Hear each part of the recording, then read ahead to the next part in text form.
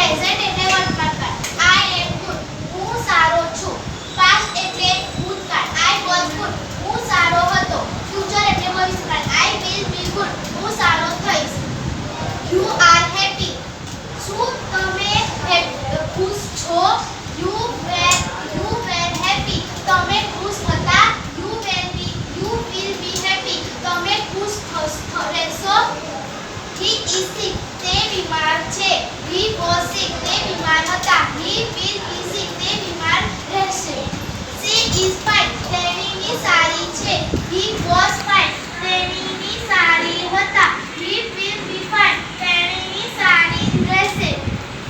It is great, તે મહાન છે. It was great, તે મહાન હતા. It will be great, તે મહાન રહેશે. We are friends, અમે મિત્ર છે. We